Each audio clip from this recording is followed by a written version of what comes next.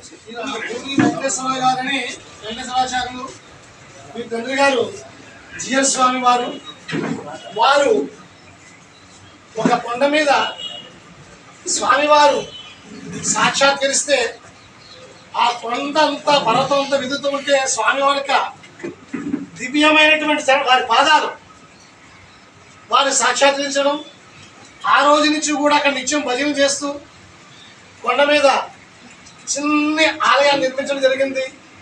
అప్పట్లో స్వామివారు మా దగ్గరికి వచ్చారు. మేము కూడా ఆ పర్వతాన్ని పరిశీలించి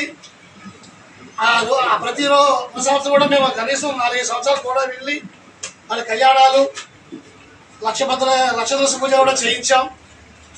దానికి వారి తండ్రి గారు జిఎస్ స్వామి వారికి స్వామివారు సాక్షాత్కరించారు కాబట్టి దానికి జియ్యరు తిరుమల అని చెప్పి నామకరణం చేసింది కూడా మేమే.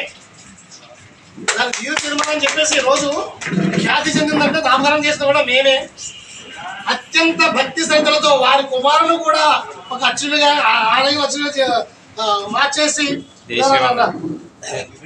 ఈ రోజున మనలో చదువుకున్న కుర్రాళ్ళు కూడా మన సాంప్రదాయం వైపు మొగ్గు చూపుతున్నారంటే మన వైభవం అంత గొప్పది.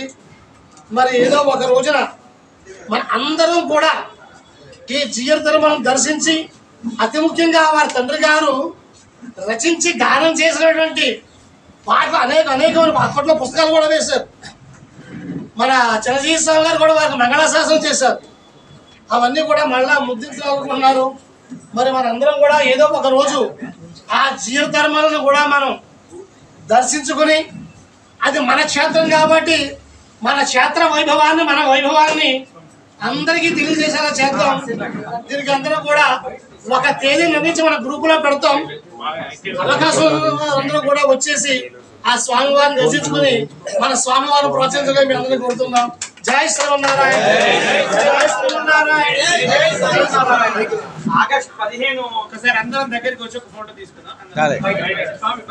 ఆగస్టు 15 మన సహాయ కార్యదర్శి నరసింహస్వామి వారి యొక్క